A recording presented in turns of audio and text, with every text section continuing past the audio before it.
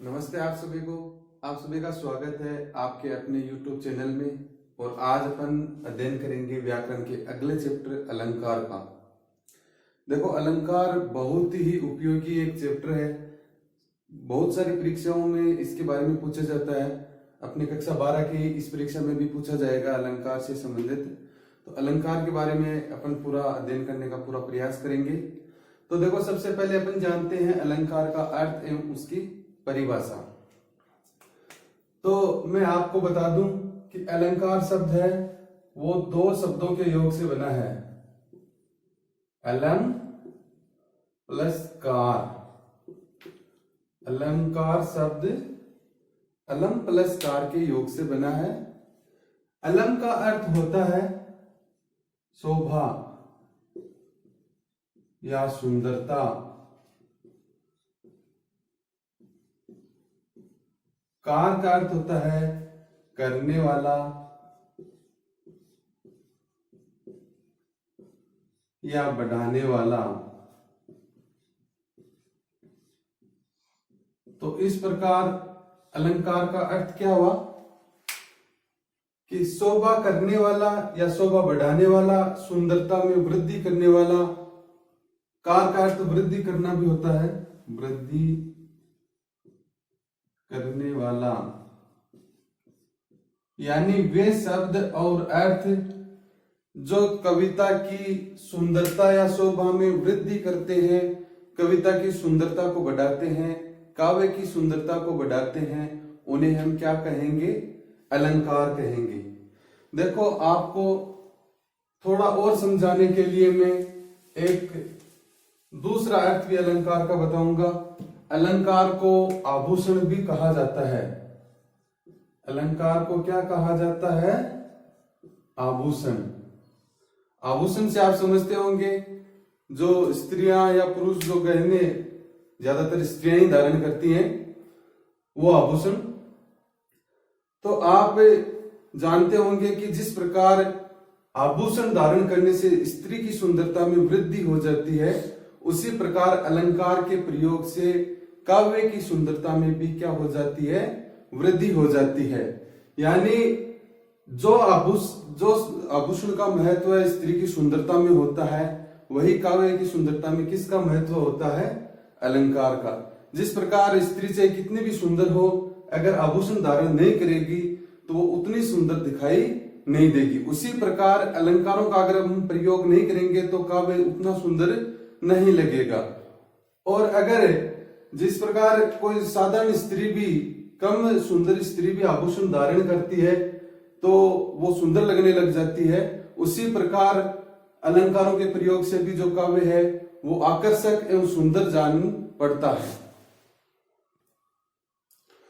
तो इस प्रकार बच्चों, अलंकार का अर्थ एवं उसकी परिभाषा क्या हुई कि वे शब्द या अर्थ जो काव्य की सुंदरता में वृद्धि करते हैं, उन्हें हम क्या कहते हैं? अलंकार कहते हैं। अब हम आगे बढ़ते हैं और अध्ययन करते हैं अलंकारों के वर्गीकरण के बारे में।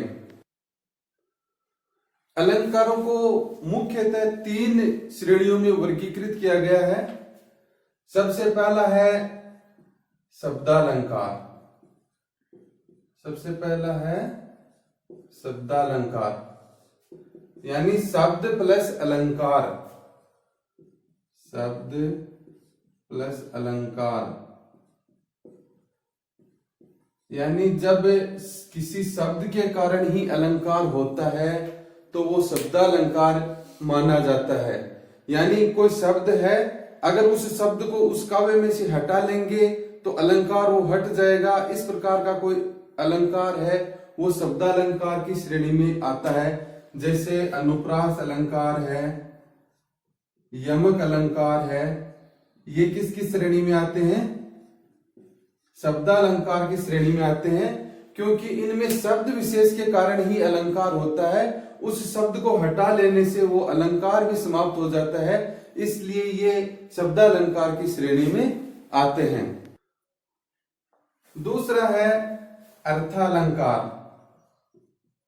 दूसरा है अर्थालंकार, यानी अर्थ प्लस अलंकार। यानी जब किसी शब्द के अर्थ के कारण अलंकार होता है तो वो अर्थालंकार की श्रेणी में आता है। जैसे मैं पहले आपको कुछ उदाहरण बता दूं, जैसे उपमा, रूपक, उत्प्रेक्षा, ये जो अलंकार होते हैं वो अर्थालंकार की श्रेणी में आते हैं, क्योंकि इन अलंकारों में शब्द के कारण अलंकार नहीं होता बल्कि शब्द के अर्थ के कारण अलंकार होता है। अगर हम उस शब्द को हटाकर उस शब्द का पर्यायवाची भी रख देंगे तो भी अलंकार बना रहेगा, क्योंकि उस शब्द के अर्थ के कारण अलंकार है। ऊपर वाले में शब्द के कारण अलंकार था इसलिए शब्दालंकार, और यहां शब्द के अर्थ के कारण अलंकार है इसलिए अर्थालंकार। अब तीसरे प्रकार के अलंकार वो अलंकार हैं जो शब्द के कारण भी हैं और अर्थ के कारण भी हैं, दोनों के कारण हैं। तीसरा है उभयालंकार। उभयालंकार, उभय प्लस अलंकार। उभय का अर्थ मैं आप सभी को बता दूं, उभय का अर्थ होता है दोनों। तो जब शब्द एवं अर्थ दोनों के कारण अलंकार होगा तो वो उभय अलंकार की श्रेणी में आएगा। जैसे श्लेष,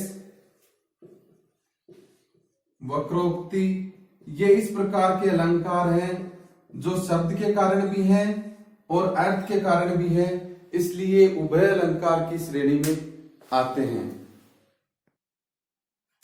तो इस प्रकार अपन ने अलंकार का अर्थ एवं परिभाषा का अध्ययन किया, अलंकारों का वर्गीकरण किया, शब्दालंकार, अर्थालंकार एवं उभयालंकार। अब अपन अपने पाठ्यक्रम पर आधारित जो अलंकार हैं उनका अध्ययन करेंगे। इससे पहले मैं आपको बता दूं कि अपन ने भाषा, लिपि एवं व्याकरण का अध्ययन पिछले 2 वीडियो में कर लिया है। जिन विद्यार्थियों ने अभी तक वो वीडियोस नहीं देखे हैं, मैं डिस्क्रिप्शन बॉक्स में वो डाल रहा हूं, तो उनको भी आप देख लो।